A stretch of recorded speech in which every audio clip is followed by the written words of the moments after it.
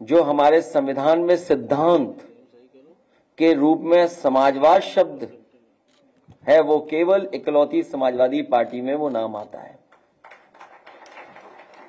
जहां आज संविधान मान स्तंभ की स्थापना हो रही है, वहीं आज हम कारगिल विजय दिवस के तमाम हमारे वीर शहीदों को भी याद करते हैं। मैं उनको भी नमन करता हूं। मैं सभी लोगों का बहुत बहुत धन्यवाद देता हूं।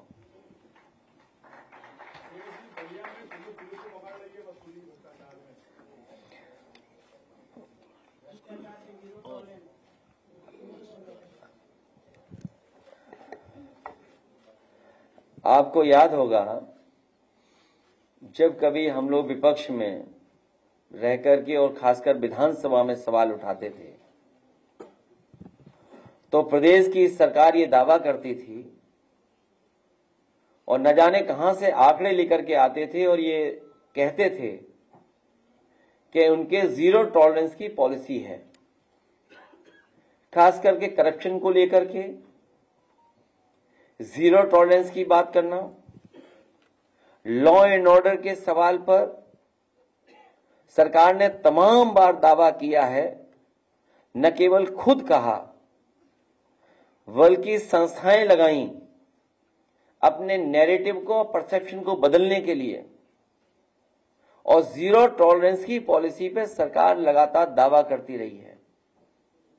और जिस तरीके से लगातार हम लोग सुन रहे हैं सरकार के विधायक क्या कह रहे हैं, उनके ही अपने नेता ये कह रहे हैं कि उन्होंने जीवन काल में, उन्होंने अपने पूरे राजनीतिक जीवन काल में ऐसा भ्रष्टाचार नहीं देखा होगा जो इस सरकार में चल रहा है।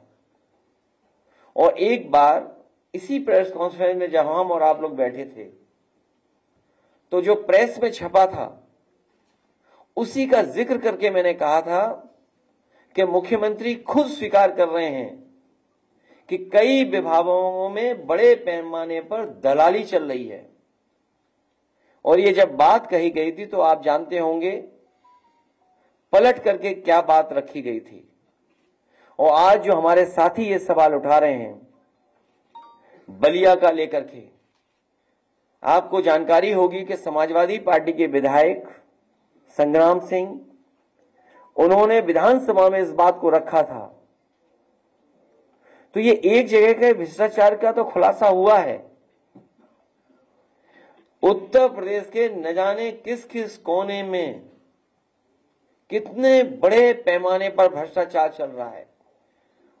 और जो लोग ये होर्डिंग भी पढ़ेंगे या जो हेडलाइन अखबारों में छपी है, बड़ी मुश्किल से ऐसी हेडलाइन अखबारों में मिलती है, पुलिस ही डाकू, बड़ी मुश्किल से अखबारों की हेडलाइन ये मिलती है, पुलिस ही डाकू हर दिन 15 लाख वसूल रही है। सोचिए आप, अगर अखबार ये मजबूरी में लिख रहा है कि वो परेशान होकर के लिख रहा है, और मुझे ऐसा लग रहा है कि हमारे अखबार के लोग भी अब अपनी जिम्मेदारी निभाने लगे हैं और बहुत जल्दी खुल करके जिम्मेदारी निभाएंगे।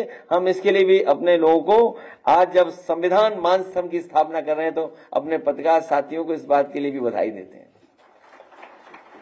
तो ये एक सड़क, एक जिले का भ्रष्टाचार जो दिखाई दे रहा है, पुलिस को पकड़ रही है।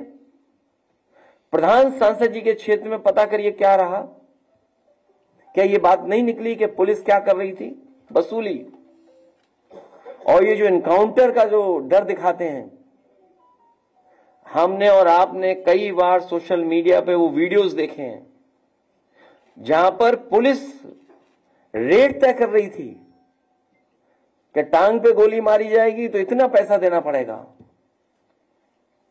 और फिर हम लोगों ने वो भी देखा कि जब बंदूक नहीं चली तो पुलिस ने एनकाउंटर के लिए अपने मुंह से ही ठाए ठाए ठाए कह दिया था, याद होगा आपको। क्या आपने हमने नहीं देखा, सुना?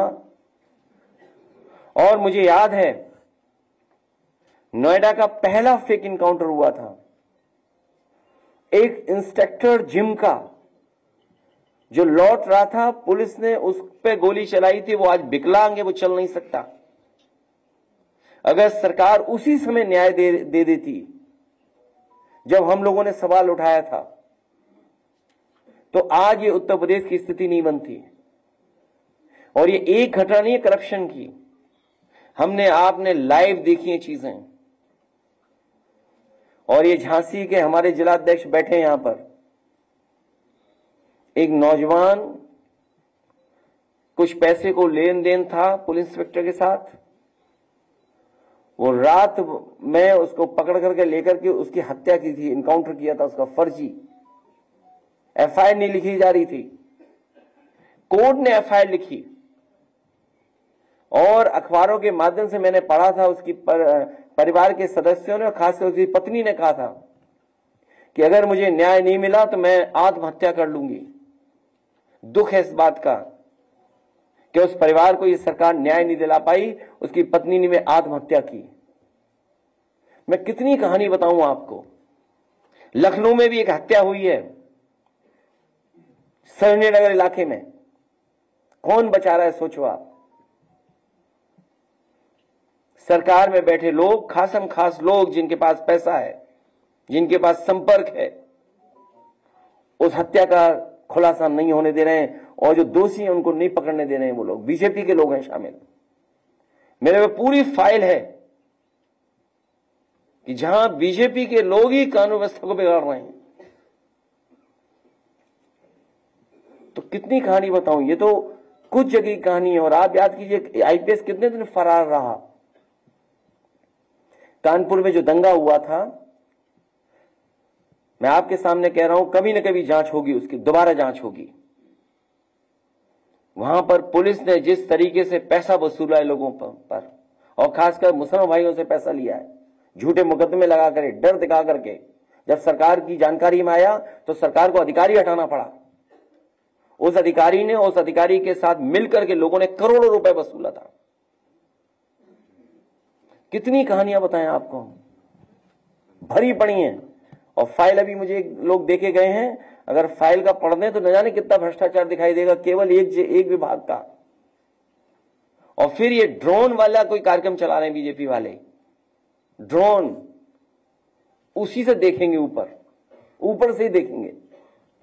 बताओ, आप अस्पताल जाते हो, ड्रोन की जरूरत है आपको क्या अस्पताल में भीड़ देखने के लिए? लोहिया अस्पताल जाइए, आप सिविल हॉस्पिटल जाइए, पीजीआई आप जाइए, क्या आपको ड्रोन की जरूरत पड़ेगी भीड़ देखने के लिए? आप किसी रेलवे स्टेशन पे चले जाओ, आपको जरूरत पड़ेगी ड्रोन की भीड़ के लिए, देखने के लिए? तो 10 साल रह करके इन्होंने हर व्यवस्था को खराब किया है, हर व्यवस्था, हर विभाग बर्बाद कर दिया। ये दावा करते थे कि मेडिकल कॉलेज बना रहे हैं, भले 13 मेडिकल कॉलेज नहीं बन पाए जिनको एनएमसी ने मान्यता नहीं दी। कहीं मान्यता मिली है 13 मेडिकल कॉलेजों को? और जो मेडिकल कॉलेज है उनकी स्थिति क्या है?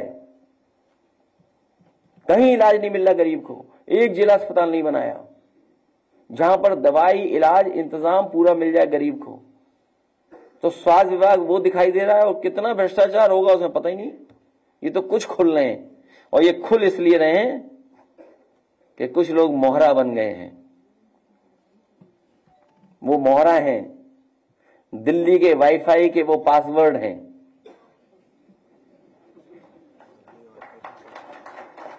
ये नई तरह की टेक्नोलॉजी, तो टेक्नोलॉजी के हिसाब से बोलना पड़ रहा है।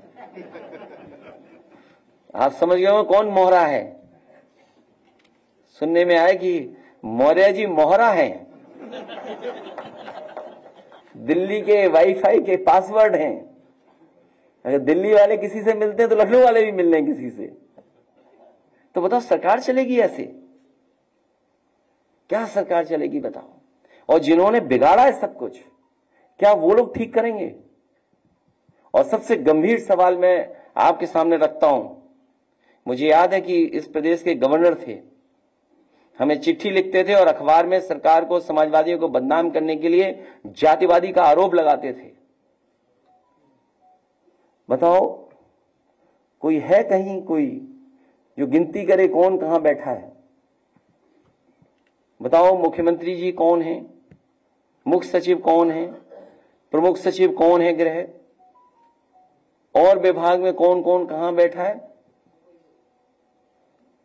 सोचिए आप भी तो थे, कभी कभी उठाते थे सवाल जातिवाद का, तो आप विचार करिए, गंभीर सवाल है। तो यूपी ऐसे नहीं चलेगा। यूपी की जनता को इन्होंने धोखा दिया है। यूपी की जनता का इन्होंने सब कुछ बर्बाद कर दिया। बजट की बात तो लोकसभा में होगी कि यूपी को क्या मिला। हालांकि प्रेस के सामने मैंने कहा कि अगर पूर्वांचल एक्सप्रेसवे में केवल 25 किलोमीटर ये सरकार बना देती तो दिल्ली से भागलपुर तक आप एक्सप्रेसवे पे चले जाते। जिस गांव में जितना बना करके छोड़ दिया हम लोगों ने, उस गांव से आगे 1 इंच जमीन नहीं सरकार ने ली। अगर कोई गाजीपुर का हो तो वो जानता होगा, पखनपुरा तक छूट गई थी सड़क, उसके आगे नहीं सड़क जा पाई। तो अगर वो सड़क बन जाती जो पैकेज दे रहे हैं बिहार को, और बिहार की बाढ़ कैसे रुकेगी बिना यूपी की बाढ़ को? 30-40 जिला तो हमारे बाढ़ में प्रभावित हैं, नेपाल से बातचीत किए बिना और यूपी की बाढ़ को रोके बिना बिहार की बाढ़ कैसे रुक जाएगी? यूपी की बाढ़ नहीं रुकेगी। तो इसलिए आप खेल देखिए दिल्ली के वाईफाई के पासवर्ड का। समीक्षा बैठक में नहीं जा रहे दोनों डिप्टी सीएम। नेम प्लेट वाले मामले पर अपने जो फैसला उसको बरकरार रखा है। किसमें? सुप्रीम कोर्ट ने जो नेम प्लेट वाला मामला था सर, दुकानों पे लगाने वाला, उस पर अपना वो मैं कह चुका हूँ सर, दोबारा क्या कहना। मैंने तो कहा ना कि ये लोकसभा चुनाव में आखिरी कम्युनल जो इनकी जो कम्युनल जो पॉलिटिक्स थी उसका अंत अगर किसी ने किया तो समाजवादियों ने किया, पीडीए परिवार के लोगों ने किया। ये जो कम्युनल पॉलिटिक्स थी, सांप्रदायिक राजनीति भारतीय जनता पार्टी, उसको अगर किसी ने रोका है और उस राजनीति को अगर किसी ने खत्म किया है तो समाजवादी लोग और पीडीए परिवार के लोगों ने।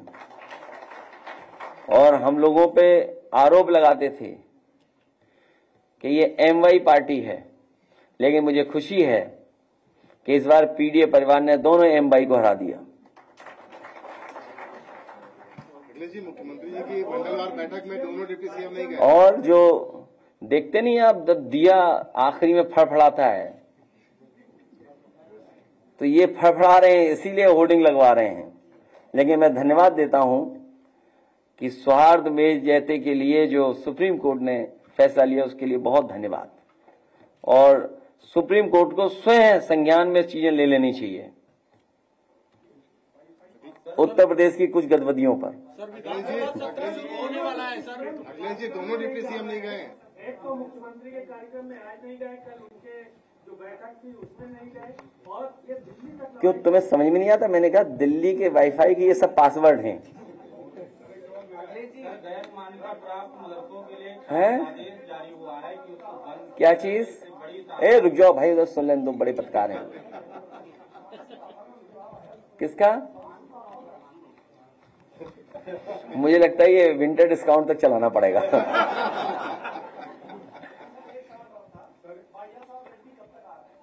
कहां? छोड़िए इन बातों, क्या रखा है। देखिए, समाजवादियों का सिद्धांत हमेशा रहा है कि जहां अन्याय होगा उसके साथ खड़े होंगे। अगर उन्होंने ये बुलाया और कहा कि बड़े पैमाने पे उनके कार्यकर्ताओं की जान ली गई है और यूपी की तरह बुलडोजर वहां चल रहा है, तो इस बुलडोजर संस्कृति के खिलाफ हैं। जो कोर्ट है, हमारी संस्थाएं हैं, उन पे हमें अंततः तो भरोसा करना ही पड़ेगा। तो इस तरह की जो राजनीति है बदले की, तो इसका अंत नहीं है। मान लीजिए यहां बुलडोजर चला है, यहां फेक इनकाउंटर्स हुए, हमने आपने देखा लाइव हत्या हुई। सोचिए आप, लाइव क्या मर्डर हुआ, तो क्या अंत है इसका? इसीलिए मैंने आपसे कहा कि मैंने उदाहरण दिया कि अगर पहला जो फेक इनकाउंटर हुआ था, अगर सरकार उसी समय कार्रवाई करती, वो आज भी जिम इंस्ट्रक्टर विकलांग है, सरकार ने कोई मदद नहीं की उसकी। तो आज ये स्थितियां नहीं बनती उत्तर प्रदेश में कि पुलिस को पकड़ रही है, पुलिस को लूट रही है, सोचिए आप। और हमसे बेहतर आप जानते होंगे, हम तो जा ही नहीं पाते किसी कार्यालय या मंत्री से उठने बैठने। आप में से तो बहुत लोग उठते बैठते हैं मंत्री जी के यहाँ, सब तरह कार्यालयों में घूमते हैं, आप जा सकते हैं। तो आपको हमसे ज्यादा भ्रष्टाचार पता है, लेकिन आप बताते नहीं हो। नहीं पता है आपको, ऐसा नहीं है कि आपको नहीं पता है, आपको सबको पता है, और आपको अपने विभाग का भी पता है। सबसे बड़ी बात यह है।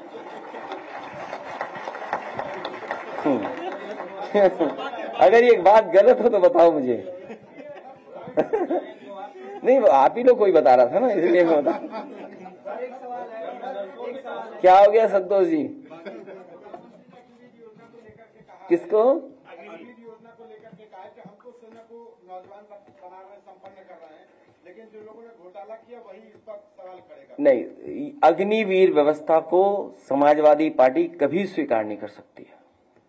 और मैंने सदन में भी कहा कि मैं खुद मिलिट्री स्कूल में पढ़ा हुआ हूं, मेरे साथ के ऑफिसर्स हैं, और जब कभी मैं नौजवानों से मिलता हूं, खासकर जो तैयारी कर रहे हैं नौजवान, उनसे मैं मिलता हूं, और आम लोगों में ये बात है कि ये अग्निवीर व्यवस्था खराब है, हमारे देश की सुरक्षा से समझौता है, और बजट की वजह से ये समझौता नहीं हो सकता। जब आप $5 ट्रिलियन इकोनॉमी की बात कर रहे हैं, 5th लार्जेस्ट इकोनॉमी की बात कर रहे हैं, 3rd लार्जेस्ट इकोनॉमी बनना चाहते हैं, तो बताओ आप पक्की नौकरी नहीं दे सकते नौजवानों को? तो ये आंकड़े किस बात के हैं? झूठे आंकड़े हैं। इसका मतलब अगर 5th लार्जेस्ट इकोनॉमी आप बन रहे हैं दुनिया के और तीसरे बन जाएंगे आप, तो आप फौज को पक्की नौकरी नहीं दे सकते फौज के अंदर।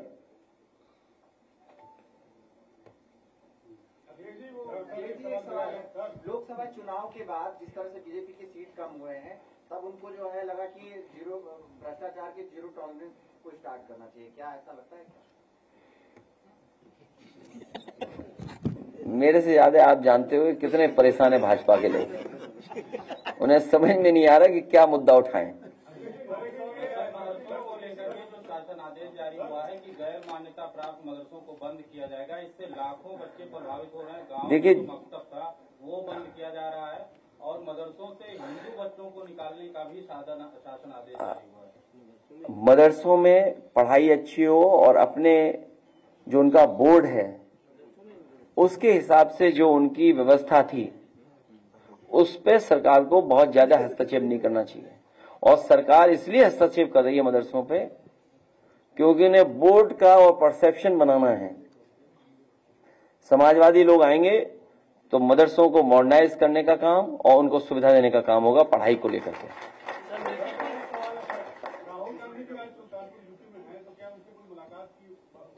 चले हम और आप दोनों लोग, मतलब कोई सवाल है बताओ, हद कर दिया आपने। इतने सीनियर जर्नलिस्ट हो आप, हम दोनों बगल में बैठते हैं, उसमें क्या पूछना? देखते नहीं हो टीवी क्या? ये ऐसे पत्रकार हैं अपनी ही न्यूज नहीं देखते ये। कमाल है भाई, टीवी भी नहीं देखते तुम। सपा के जो बागी है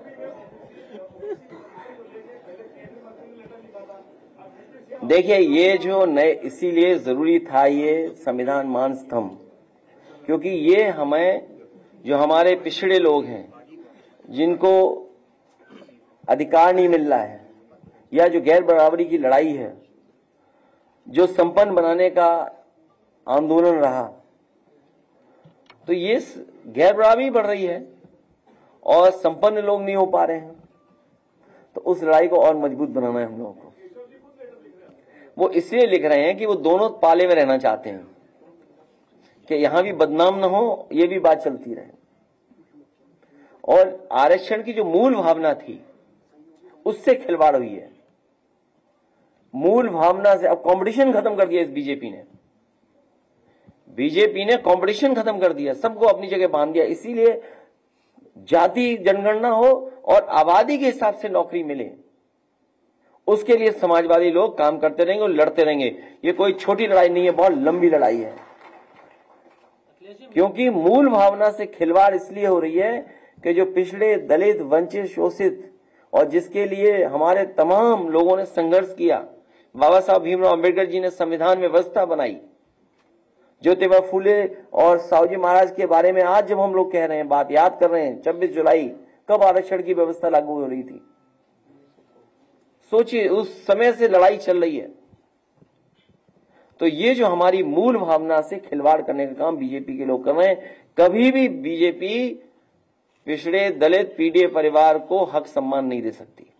अखिलेश जी, मिल्कीपुर जीतने के लिए बीजेपी फोकस है, 4 मंत्रियों को लगाया गया, जिम्मेदारी दी गई है। जनता मिल्कीपुर से ने बहुत अच्छी तरह हराएगी।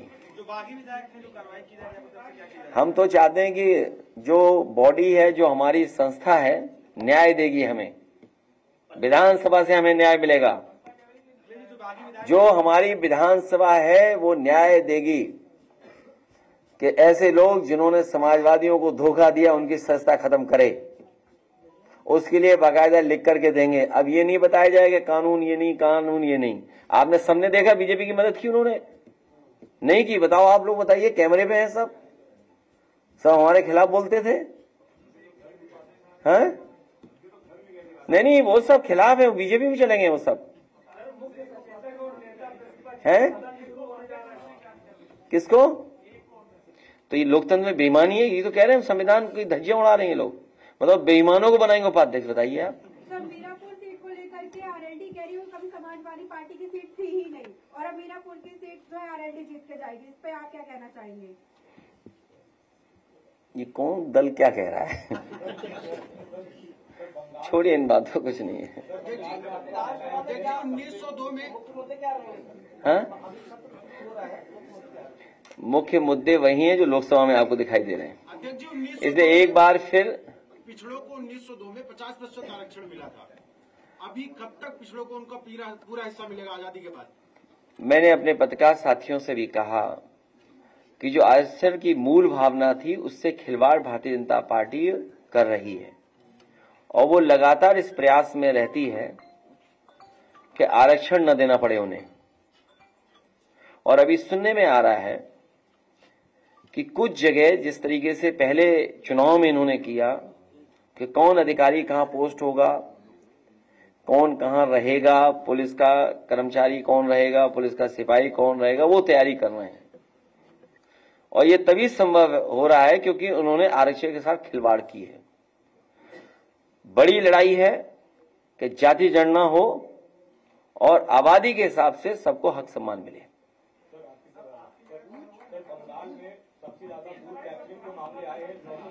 क्यों यूपी का नहीं दिखाई दिया तुम्हें?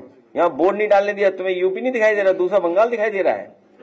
जा रहे हो क्या बंगाल? वहां बताओ, यूपी में खुलेआम लूट हुई, और मैं तुम्हें ऑन कह रहा हूं, ऑनलाइन, मतलब यहाँ सबके सामने लाइव कह रहा हूं, अधिकारियों ने भी बहुत भेदभाव किया है।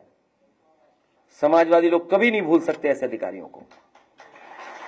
और ये जो नाम पीछे से आ रहा है फरकाबाद वाला, ये सही नाम आ रहा है पीछे से। वो बात मैं नहीं कह सकता हूं क्योंकि कल को हमें सबूत देना पड़ेगा, लेकिन आप चुपचाप इनसे पूछना कि अधिकारियों ने क्या किया।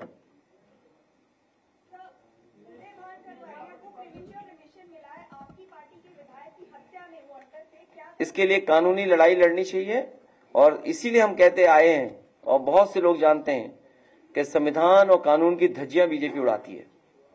इसमें जो भी कानूनी पक्ष होगा उनके परिवार के लोग उस पर विचार करेंगे। कोई सुझाव राय हो तो चुपचाप भेज दो। हमारे आशु मलिक जी पार्टी के लिए बहुत काम कर रहे हैं, गाना बनाने का। तो एक हमारे बहुत ही जिन्होंने हमेशा पार्टी के लिए गाना गाया, मैं कहूंगा आप लोग एक बार वो सुनिए गीत उनके पार्टी का। पल्लवी पटेल जी मुख्यमंत्री से मिल रही हैं लगातार। अच्छा, मुख्यमंत्री से आप मिलाओ, हम मिलाए, कौन मिलाए? सब जाए मिलने जाओ, क्या मिलेगा वहाँ? मिलेगा क्या बताओ? कोई सदस्य बना देंगे वो? हैं? बस ये सदस्यता बचा लो हमारी। चलो उन्हें छोड़ दिया, नहीं माने, पीडीए की परिवार की है तो सदस्यता ना ली जाए उनकी। ये काम मुख्यमंत्री नहीं कर सकते, ये हम ही कर सकते हैं। ये काम मुख्यमंत्री नहीं कर सकते।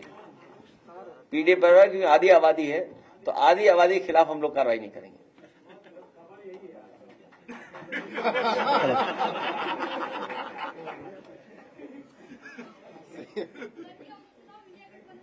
ठीक है कि नहीं? देखो हमारे पत्रकार शादी भी करें, ठीक है। वो कुछ और है, मैंने कहा ना कि मोरे एंड मोहरा, बस वही खेल है ये सब। दूसरे भी नहीं गए। कि अगर कोई नहीं गया तो बैलेंस करने के लिए चल रहा होगा कुछ। अब हमें तो पता नहीं, कुछ झगड़ा चल रहा होगा अंदर। नहीं, मुझे नहीं पता, वाकई में दूसरे भी नहीं गए मीटिंग है। आज दूसरे वाले भी डिप्टी नहीं गए मीटिंग। देखिए, दुख इस बात का है कि यूपी कितना प्रोग्रेसिव स्टेट बन जाता। दोनों दिल्ली लखनऊ एक करके काम करते तो सोचो कहाँ यूपी पहुंच जाता। बताइए 15 कितना पैकेज मिला है आंध्र प्रदेश को, 15,000 करोड़ का, और आपके बुंदेलखंड का जाने 15 करोड़ से ज्यादा खराब कर दिया पैसा सरकार ने। सोचिए स्टेट कितना बड़ा है। 20-25 हजार करोड़ की तो सड़क ऐसी बना देता है स्टेट अपने बजट से। मुख्यमंत्री अपनी सड़क नहीं बना पाए, बताइए आप। ये जो गोरखपुर लिंक है, कभी आप पूछिए ना पत्रकार साथी, क्यों नहीं जाते आप पूछने कि गोरखपुर लिंक कब बनना था 2021 में, आज क्या है और कितने किलोमीटर का है? 90 किलोमीटर का है। कितने हजार करोड़ का बन रहा है? लगभग 6,000 करोड़ का। यही तैयारी है जो बताइए अभी कि 90 किलोमीटर सड़क 6,000 करोड़ में। कोई गणित का स्टूडेंट हो तो बताना कितने पर किलोमीटर की पड़ी सड़क बताओ। अगर मान लीजिए 90 किलोमीटर की सड़क 6,000 करोड़ में बन रही है तो पर किलोमीटर कितना हुआ है? नहीं 66 पॉइंट्स, मतलब जो भी वो 66 करोड़ की बने पर किलोमीटर। तो बताओ ये गोरख धंधा है कि नहीं है? यही बताना है जनता को। और क्या, महंगाई देखिए कहां पहुंच गई महंगाई। बेरोजगारी देखो, हर आदमी बेरोजगार है।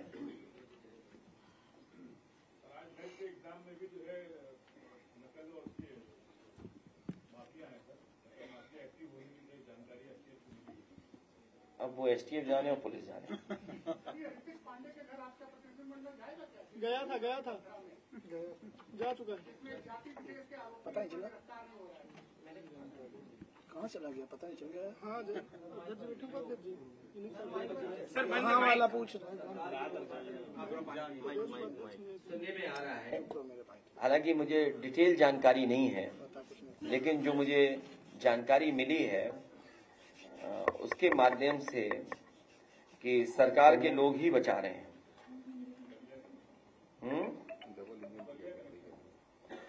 नहीं, बलिया नहीं है, लखनऊ सरोजनी नगर कनेक्शन है।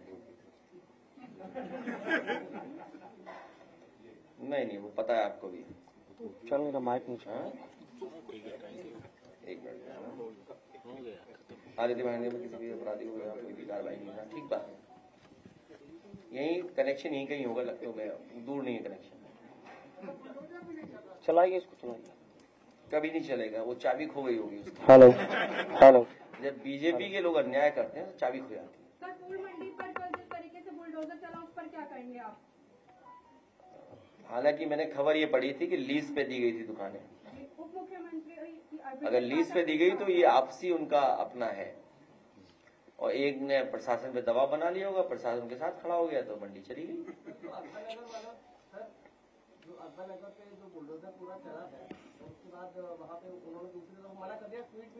देखिए पॉलिटिकल है सब, उसमें पॉलिटिकल है। और अभी सुनने में आ रहा है कि जो जिस स्थान से कुकरेल नदी निकली है, कहाँ से निकली? हाँ, अस्ती गांव से, तो वहां तक बुलडोजर चलने जा रहा है। बताइए आप, जो रिवर फ्रंट बना खड़ा है उसको नहीं ठीक कर रहे, एक नाले को रिवर फ्रंट बना रहे हैं। आप खुद मतलब पढ़े लिखे आदमी, आप ये पूछिए उनसे क्या ये नाले वो क्यों बना रहे रिवर फ्रंट, और उसमें जो गंदा पानी आ रहा वो कैसे रोकोगे आप? कहाँ पे? तो योगी जी का ये पुराना योजना है, तो तुम्हारे चैनल का नाम क्या है? मिटा के हम एनडीटीवी लिख देते हैं। ये भी बात है, तो एनडीटीवी हो जाओगे क्या तुम? और आप सोचिए उनको। नहीं, वही मैं कह रहा हूं कि ये सरकार जो रिवर फ्रंट बना है, और मैं आज भी कहता हूं, कई बार कहा सदन में, कहा यहां कहता हूं, इंडिया का one of the best river front है ये गोमती रिवर फ्रंट। और इसकी डिजाइन से लेकर के सब कुछ अच्छा है।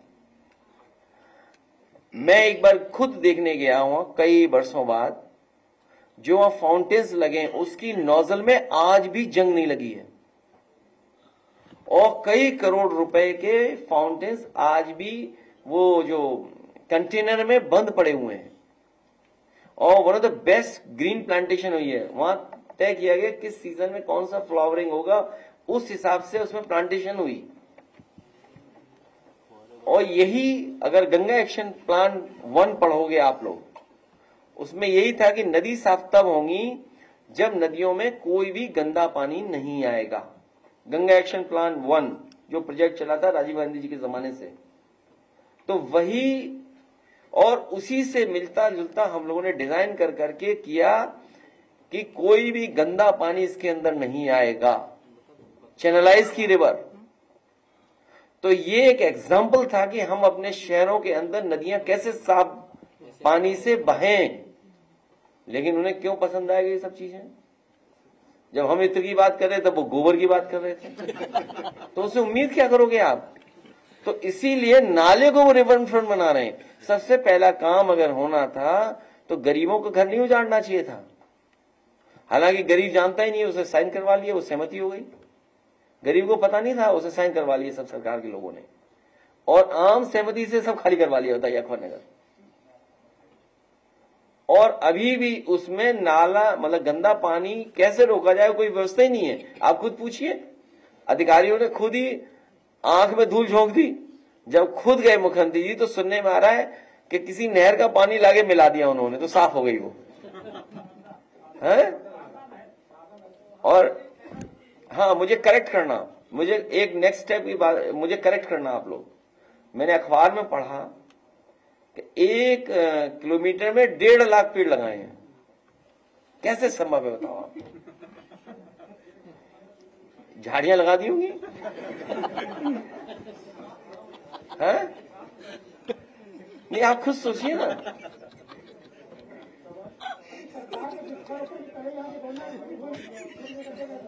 हैदर करनाल के तकरीबन 5 लाख परिवार। क्यों याद दिला रहे हो यार?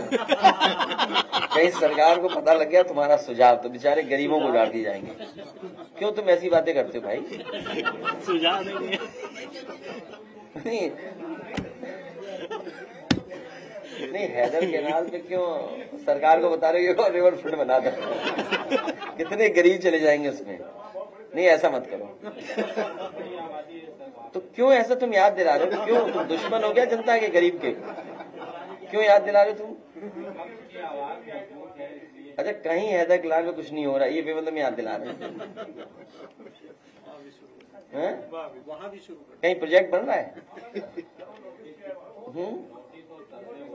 क्या चीज? अरे अधिकारी लोग नोटिस ले देते पैसा वसूल लें, वो ये मेरी जानकारी में नहीं, मेरी जानकारी में नहीं। हैदर कैनाल तो बहुत लोग गरीब चले जाएंगे हैदर कैनाल में, नहीं बहुत गरीब लोग होंगे।